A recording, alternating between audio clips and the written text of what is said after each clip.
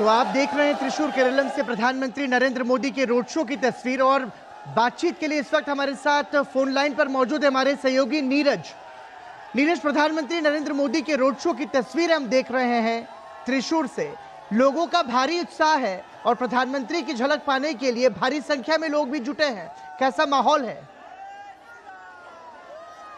कर रहे थे त्रिशूर के लोग, और आप देख रहे हैं कि इस भीषण गर्मी में भी इतनी बड़ी संख्या में लोग निकलकर प्रधानमंत्री को देखने के लिए, उनसे रूबरू होने के लिए यहाँ पर पहुंचे हैं। ये अपने आप में बड़ी बात है, क्योंकि दोपहर के समय, खासतौर से इस समय तापमान काफी ज्यादा रहता है, लेकिन कई घंटे पहले यहाँ पर पहुंचे थे। और आप देखें, प्रधानमंत्री के साथ सुरेश गोपी मौजूद हैं, जो त्रिशूर से भारतीय जनता पार्टी के पहले सांसद हैं जी। और इसके साथ साथ ही आप देखें कि पद्मजा, जो यहाँ से उम्मीदवार है, पद्मजा वेणुगोपाल, जो केरलम के पूर्व मुख्यमंत्री रहे हैं, के करुणाकरन, उनकी पुत्री हैं, जो प्रधानमंत्री के साथ इस समय रोड शो में शामिल हैं जी। और भारतीय जनता पार्टी को एक विश्वास है कि प्रधानमंत्री की उपस्थिति उनके अंदर एक उत्साह का संचार करती है। और वो दृश्य आपको दिखाई भी दे रहे हैं कि किस तरीके से फूलों से स्वागत प्रधानमंत्री का किया जा रहा है, और किस तरीके से हाथों में भारतीय जनता पार्टी के झंडे लेकर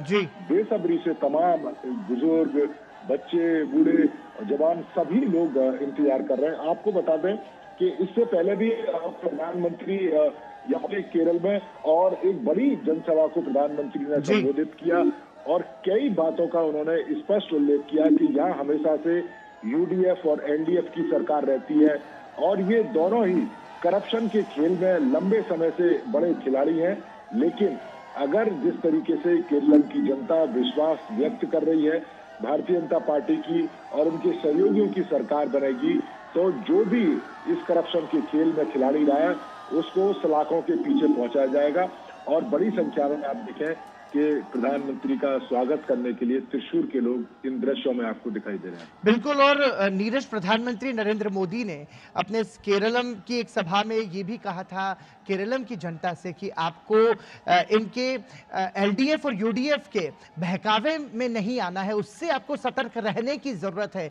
ये प्रधानमंत्री नरेंद्र मोदी ने आह्वान किया वहां की जनता को।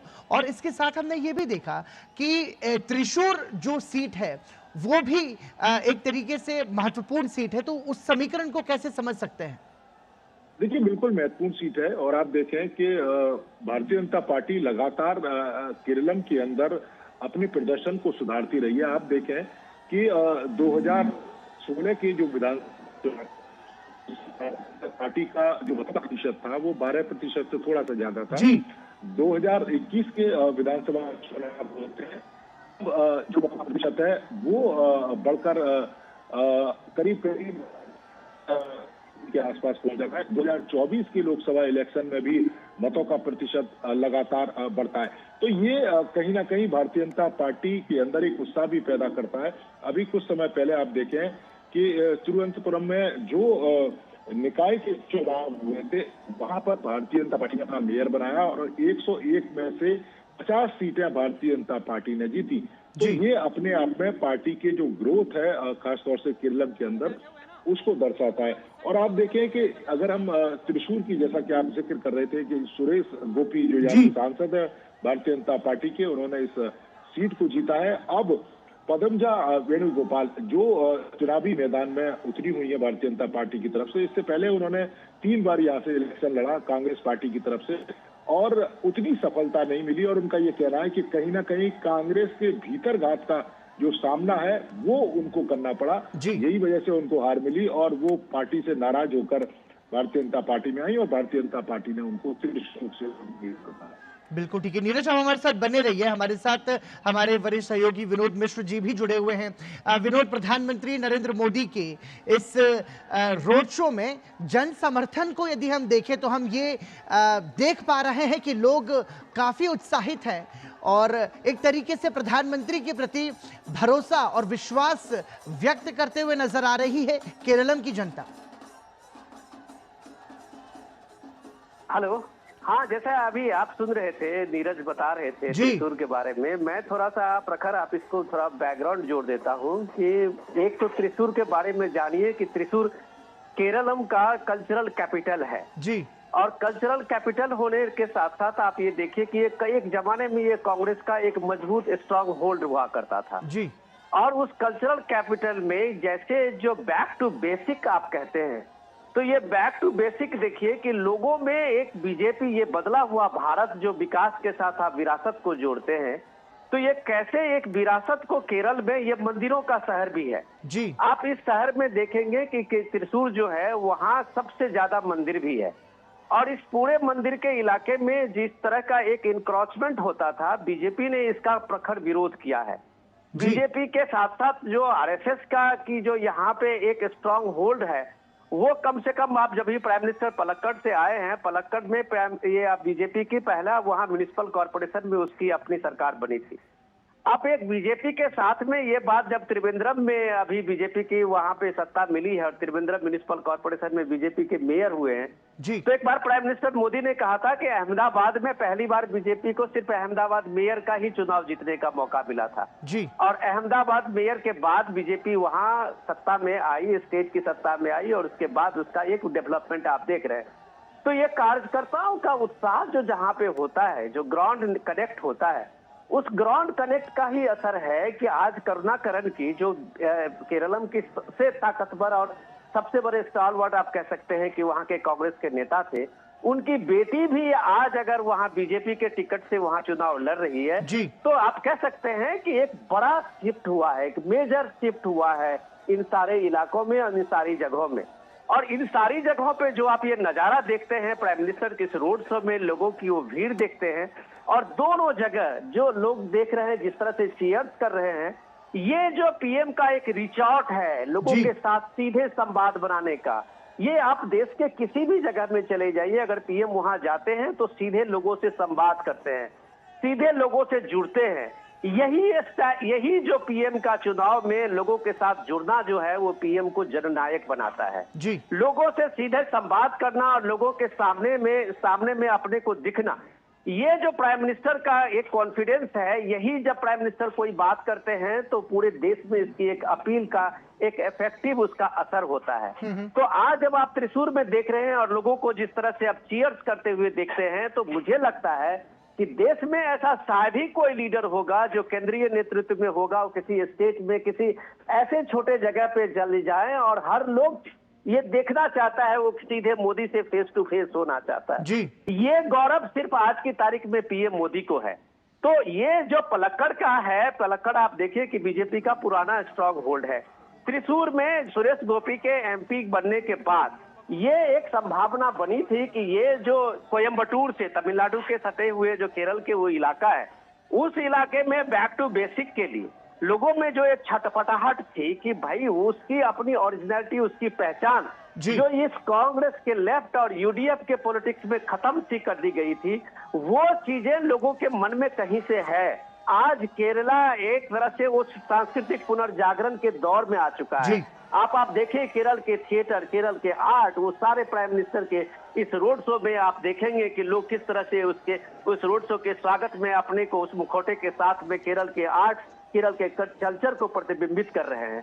तो ये जो एक स्पेसिफिक चीज आप देखते हैं, ये अंदर में एक सांस्कृतिक चेतना का जागरण का ये दौर है।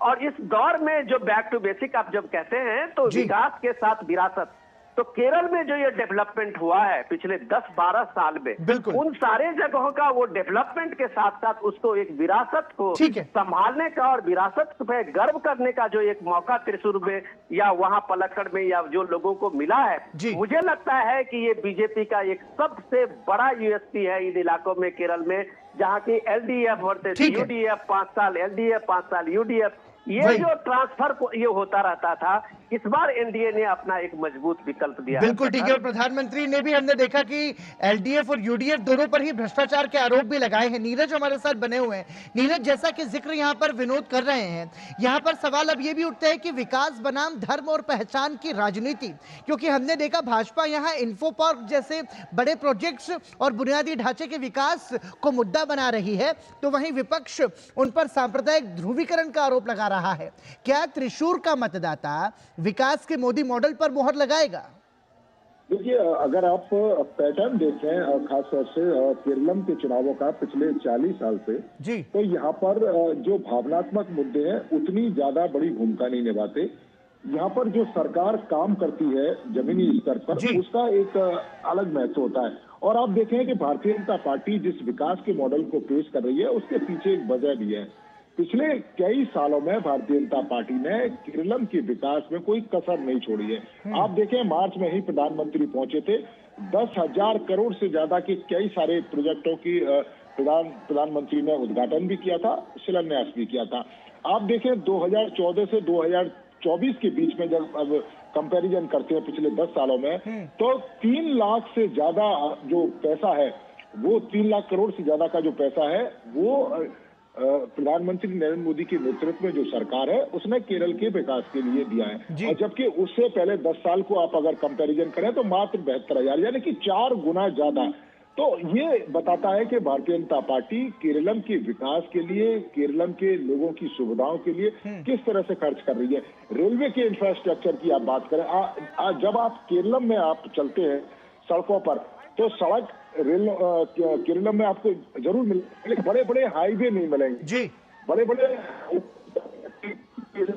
पूरी के लिए आएंगे तो करीब करीब 8 घंटे का समय लगेगा। लेकिन आप देखें कि नरेंद्र मोदी की सरकार NH-66 का विस्तार कर रही है, उसका जो चौड़ा है उसको चौड़ा किया जा रहा है। तो कई तरह के कई लाखों करोड़ों के जो प्रोजेक्ट हैं वो केरलम में भारतीय जनता पार्टी की सरकार ने यहाँ पर उनको दिए हैं। और यही कारण है, उसी विकास मॉडल को लेकर वो जनता के बीच में है और बार बार ये कह रहे हैं कि केरलम की जनता है उसके पास या तो LDF रहता है या UDF रहता है, लेकिन इस बार अगर वो बदलते हैं तो उनको एक नया केरलम मिलेगा। यहाँ के युवाओं को, यहाँ की महिलाओं की जो तमाम इच्छाएं जो हमेशा से दबी रह जाती थी, क्योंकि या तो LDF की सरकार आती थी या UDF की सरकार आती थी, उनके पास कोई ऑप्शन नहीं रहता था। तो एक बेहतर ऑप्शन मुझको लगता है एक नए मॉडल के साथ भारतीय जनता पार्टी अपने सहयोगी दलों के साथ केरलम के चुनावी मैदान में है। ठीक है, हमारे साथ विनोद मिश्र भी जुड़े हुए हैं। विनोद, एक सवाल यहाँ उठता है कि क्या भाजपा अपने बढ़ते वोट शेयर को जीत में बदल पाएगी? क्योंकि 2021 में विधानसभा चुनाव में सुरेश गोपी जो थे, उन्होंने यहाँ से 31.3% वोट हासिल किए थे, जो 2016 में 19.46% के मुकाबले एक बड़ी छलांग थी। हालांकि वो तीसरे नंबर पर रहे थे, लेकिन ये अंतर बहुत कम था। तो क्या इस बार भाजपा इस बढ़ते ग्राफ को क्या जीत में बदल पाएगी?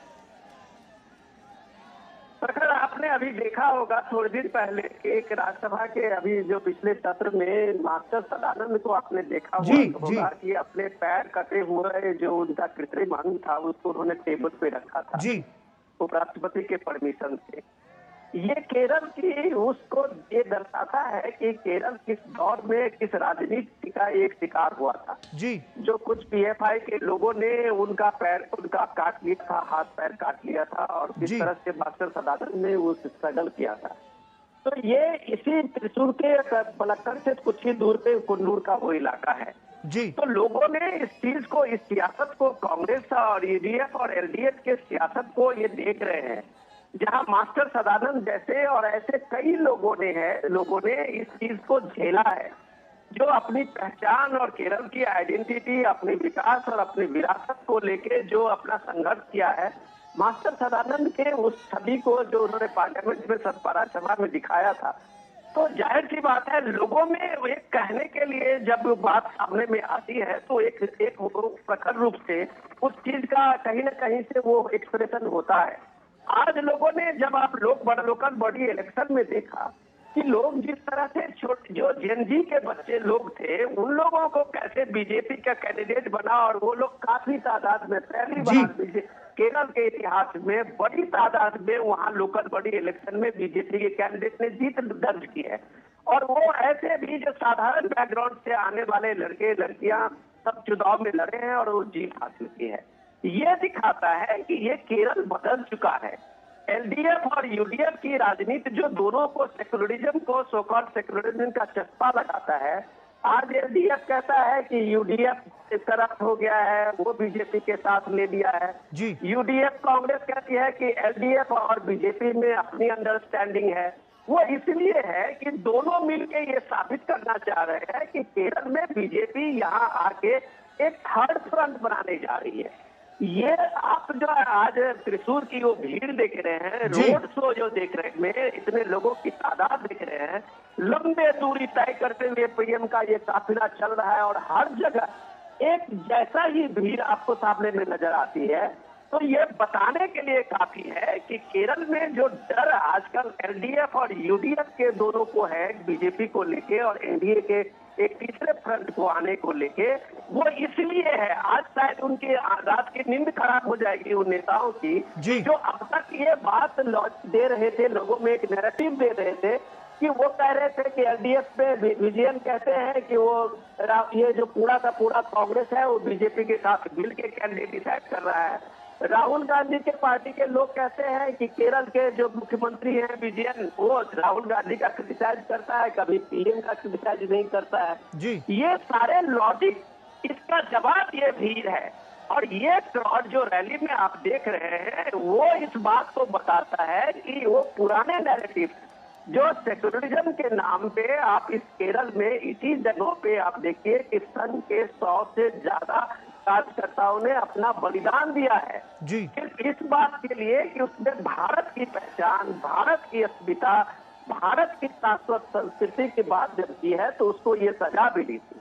आज उसकी ये आप जब देखते हैं ये समर्थन, तो देखिए कि उनका वो बलिदान इन त्रिशूर में, पलक्कड़ में और ऐसी जगह पे किस तरह काम किया है कि लोग एकदम अपना एक्सप्रेशन इस तरह से दे रहे हैं कि पीएम के इस रोड शो में घंटों इंतजार करके एक झलक देखने के लिए, एक झलक अपना दिखाने के लिए लोग किस तरह से चीयर्स कर रहे हैं वो आप देख रहे हैं। ये एक दिन में नहीं होता प्रखर, इसके लिए पीढ़ियां खप जाती है जी। इसके लिए कोई एक दिन का ये काम नहीं होता है जब एक पार्टी का इतना बड़ा मास बेस बनता है। ये पार्टी के उन कार्यकर्ताओं के पसीने की, खून की, ये सारे उनकी कमाई होती है जब बरसों बाद एक मजबूत संगठन बनता है। आज बीजेपी के पीएम मोदी के नेतृत्व में उसका वो कॉन्फिडेंस दिया है। वो कॉन्फिडेंस चाहे आप पूरी चली जाइए, चाहे नॉर्थ ईस्ट के उस मेघालय के किसी अंचल में चले जाइए, वो बीजेपी के कार्यकर्ता है जो ग्राउंड पे उन्होंने मेहनत की है और पीएम जहां जाते हैं उनके स्वागत में पलक छावनी बिछाते हुए लोगों की भीड़ और एक हुजूम खड़ा होता है। ये एक दिन में नहीं होता है प्रखर, इसमें लाखों कार्यकर्ता, लाखों लोगों ने अपना पसीना बहाया है और ये दिखाता है कि त्रिशूर की लड़ाई इस बार तीनों पार्टियों में, बीजेपी, कांग्रेस के एलडीएफ, यूडीएफ और लेफ्ट के एलडीएफ, ये तीनों का एक मजबूत संघर्ष देने वाला है। जो बात नीरज कह रहे थे कि ये बात अभी साथ में सामने में आया है कि एक प्रोग्रेसिव केरलम के नाम पे सिर्फ एक झूठ बोला गया था।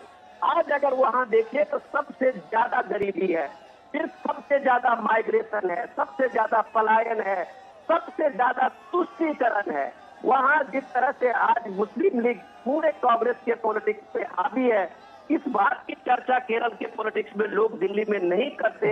यहाँ उसको सेक्युलरिज्म के नाम पे वहाँ कुछ दूसरे नैरेटिव में आप छोड़ देते हैं, लेकिन लोग बताता है कि ये सारे नैरेटिव झूठ है और लोगों ने किस तरह से एक नए विकल्प को, एनडीए के विकल्प को सामने में इस बार जब लोकल बॉडी इलेक्शन में लाया था, वो डर आज किसी न किसी रूप में एलडीएफ और यूडीएफ दोनों को है प्रखर। बिल्कुल ठीक है, और तस्वीरों के माध्यम से हम ये देख सकते हैं कि लोगों का जो उत्साह है और प्रधानमंत्री नरेंद्र मोदी की एक झलक पाने के लिए जिस तरीके से वो वहां पर पहुंचे हुए हैं, वो दिखा रहा है और प्रधानमंत्री नरेंद्र मोदी के प्रति उनका प्रेम, उनका विश्वास, उनका भरोसा। और अब हम ये कह सकते हैं कि जब जनता एक तरीके से अपने प्रधानमंत्री पर विश्वास करती है तो वही जनादेश का आधार भी बनता है। हमारे साथ हमारे सहयोगी नीरज सिंह भी लगातार जुड़े हुए हैं। नीरज, महत्वपूर्ण सवाल यहाँ पर यह भी उठता है और तस्वीरों के माध्यम से भी जिस तरीके से भीड़ हम देख रहे हैं, इस भीड़ में महिलाओं की भीड़ को भी नजरअंदाज नहीं किया जा सकता। जिस विश्वास के साथ, जिस आत्मविश्वास के साथ, जिस भरोसे के साथ वो प्रधानमंत्री नरेंद्र मोदी को लेकर के उत्साहित है, तो क्या समझा जाए कि महिला मतदाताओं की भूमिका कितनी महत्वपूर्ण होगी, वो भी ऐसे समय में जब पद्मजा वेणुगोपाल की जो उम्मीदवारी है वो वहां पर महिलाओं के लिहाज से भी बहुत खास बनाती है उनको। प्रधानमंत्री की तमाम योजनाओं को भी आप देखें कि हमेशा से महिला सशक्तिकरण को लेकर प्रधानमंत्री ने कदम उठाए हैं।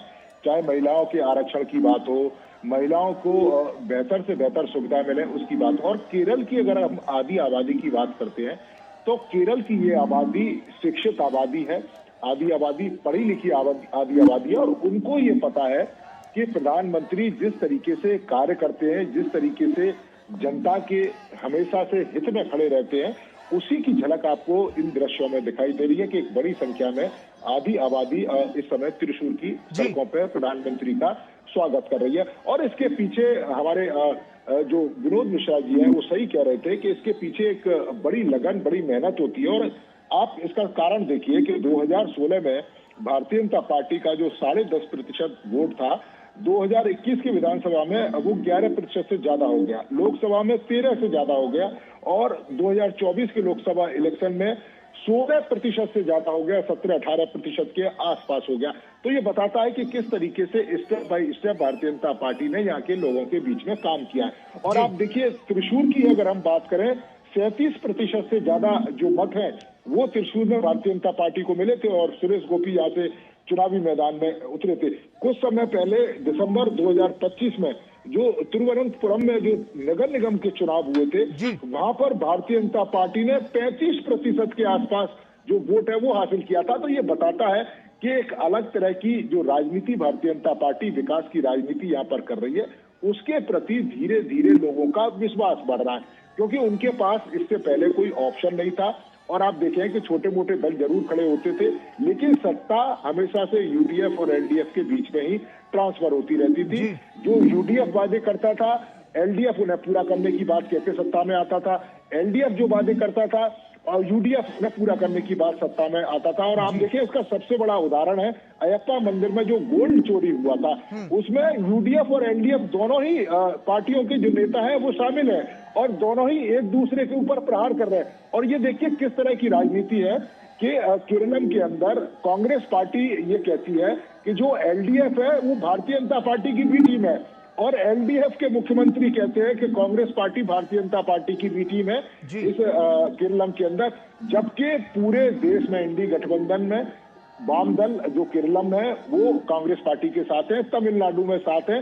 तो ये लोगों के जहन और लोगों के दिमाग में ये बात बैठ रही है कि एक दूसरे के ऊपर आरोप लगाते हैं, लेकिन अंदर खाने एक मिली भगत है। और यही कारण है कि तीसरे विकल्प के तौर पर भारतीय जनता पार्टी तेजी के साथ यहाँ पर पैठ बना रही है, और वो तेजी आपको इस रोड शो में दिखाई भी दे रही है कि लाखों की संख्या में इस भीषण गर्मी में केरल में सब लोग प्रधानमंत्री का स्वागत करने के लिए खड़े हैं। तो ये एक बड़ी बात है, खासतौर से भारतीय जनता पार्टी के कार्यकर्ताओं की बात करें, क्योंकि प्रधानमंत्री की उपस्थिति उनमें एक अलग तरह का उत्साह पैदा करती है। पूरी पार्टी एकजुट तरीके से आप देखें कि चुनावी मैदान में एनडीए अपने सहयोगी दलों के साथ, जबकि आपने देखा होगा कि यूडीएफ जो ये बार बार कह रही है कि उनको सर्वे में जो स्थिति है उनकी स्ट्रांग बताई जाती है, लेकिन आप देखें कि यूडीएफ में कई तरह के मुख्यमंत्री पैदा हो गए। आप देखें 4 सांसद यहाँ से चुनाव लड़ना चाहते थे ताकि वो मुख्यमंत्री की दावेदारी में आ सके। आप देखें कि यहाँ के जो कांग्रेस के प्रदेश अध्यक्ष हैं उनके समर्थक कहते हैं कि प्रदेश अध्यक्ष को मुख्यमंत्री बनाया जाए। आप देखें शशि थरूर, उनके समर्थक उनको प्रोजेक्ट करते हैं कि उनको मुख्यमंत्री बनाया जाए। केशव वेणुगोपाल का एक अलग तरह का खेल चल रहा है, और उनके जो समर्थक हैं वो चाहते हैं कि केशव वेणुगोपाल को मुख्यमंत्री बनाया जाए।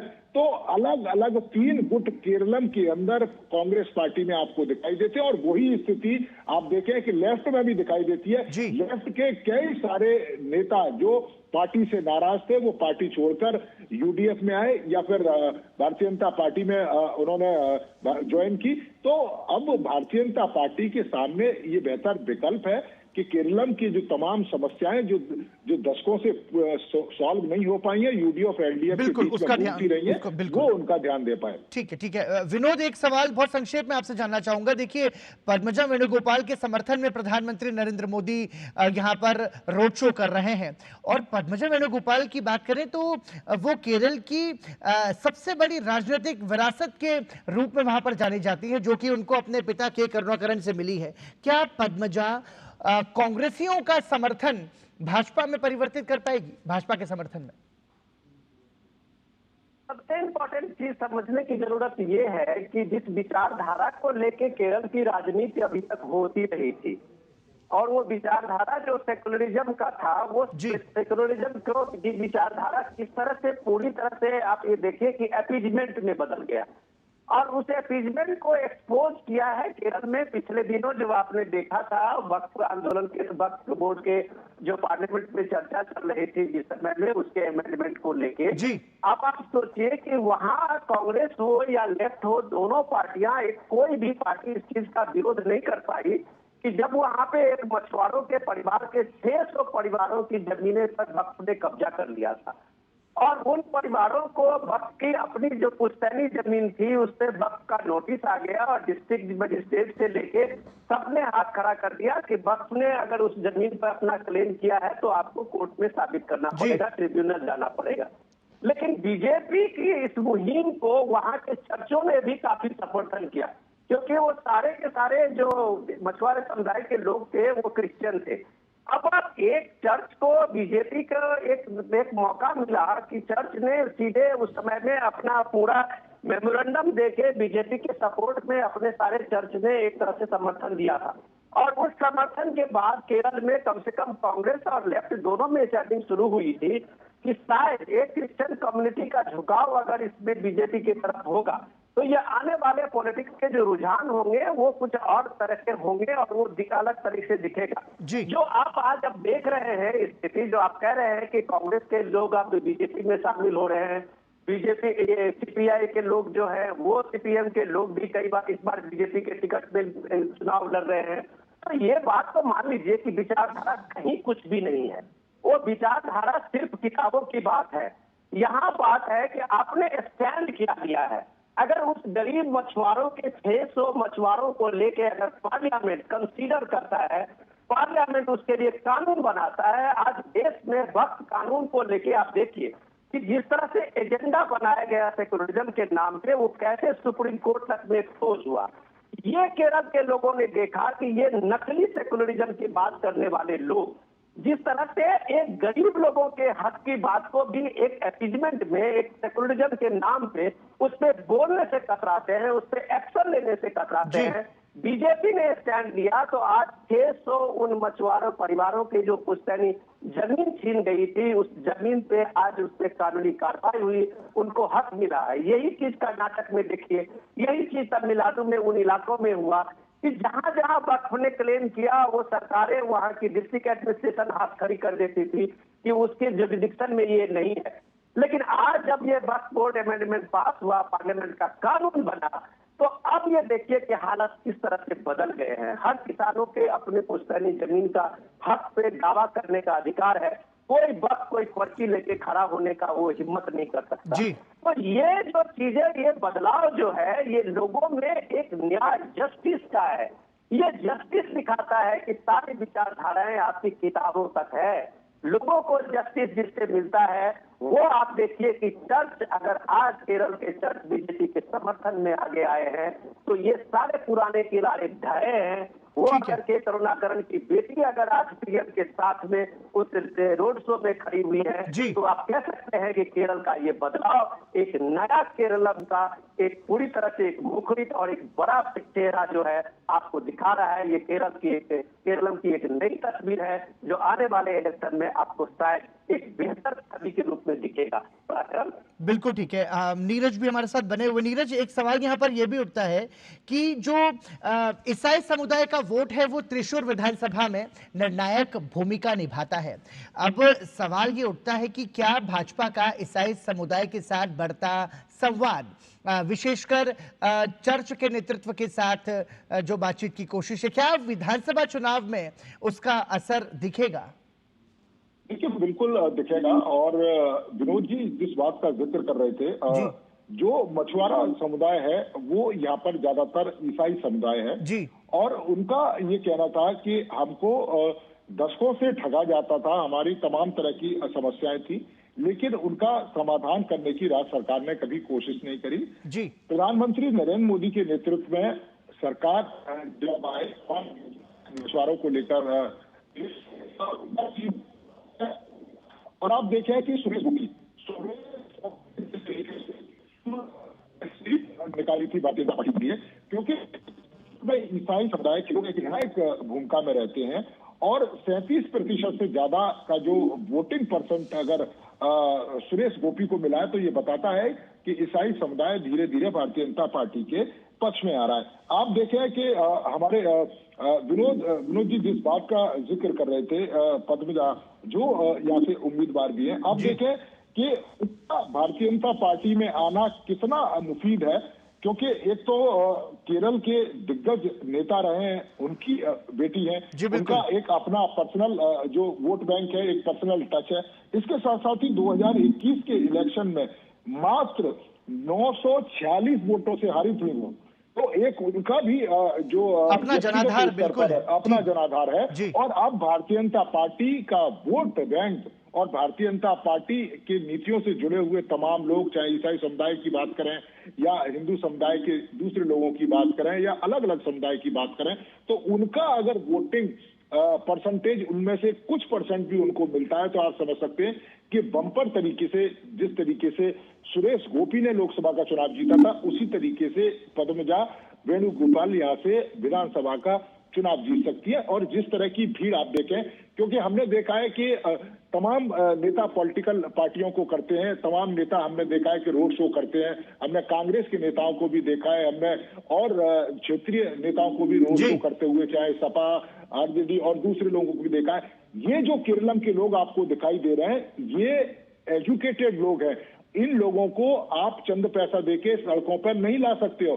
ये आप देख रहे हैं कि ये जो भीड़ आपको दिखाई दे रही है, वो बताती है कि अपने नेता के लिए वो कितना कमिटेड है, अपने वोट के लिए वो कितना कमिटेड है, और वो ये जानते हैं कि वो किस सरकार को चुनेंगे तो वो सरकार उनके लिए किस तरह से काम करेगी। तो निश्चित तौर पर आप देखें, युवाओं को देख लें इन दृश्यों में, आप महिलाओं को इन दृश्यों में देख लें, उन बुजुर्ग लोगों को देख लें जो दशकों से वोट देते आए, अपनी समस्याओं का समाधान करना चाहते थे, लेकिन यूडीएफ और एलडीएफ की सरकारों में उलझ कर रह गए। अब धीरे धीरे वोटिंग परसेंट का बढ़ना, धीरे धीरे केरलम की राजनीति में भारतीय जनता पार्टी का जो मतों का प्रतिशत बढ़ना या सीटों का जो संख्या है वो धीरे धीरे उसमें इजाफा होना, ये बताता है कि एक विकल्प के तौर पर केरलम के लोग भारतीय जनता पार्टी को देख रहे हैं। और प्रधानमंत्री नरेंद्र मोदी की स्वीकार्यता आप देखें कि पूरे देश भर में प्रधानमंत्री जहां भी जाते हैं, लाखों की संख्या में जो लोग हैं वो उनको देखने के लिए, उनको सुनने के लिए पहुंचते। और यहाँ आप देखें कि प्रधानमंत्री ने भी जो केरल का परंपरागत वाद्य यंत्र है उसको ढोल बजाकर एक तरीके से अपने चुनावी सभा की शुरुआत की थी। तो केरल की संस्कृति से उनका किस तरह से जुड़ाव रहा है। केरल के कई मंदिरों में प्रधानमंत्री आए हैं, सांस्कृतिक शहर की बात विनोद मिश्रा जी कह रहे थे, बिल्कुल सही कह रहे थे। और यहाँ पर भी प्रधानमंत्री कई बार यहाँ पर पहुंचे, गुरुवायूर मंदिर में प्रधानमंत्री ने पूजा करी है। तो संस्कृति को लेकर और सभ्यता को लेकर और उसको किस तरीके से पुरानी परंपराओं के साथ साथ आधुनिकता में किस तरीके से आगे लेके जाया जा सकता है, उसकी एक नीति और उसकी एक सोच प्रधानमंत्री ने पेश की है। और यही कारण है कि ये सोच और जो उनकी जो नीतियां, उनके समर्थन में ये तमाम लाखों की संख्या में लोग आपको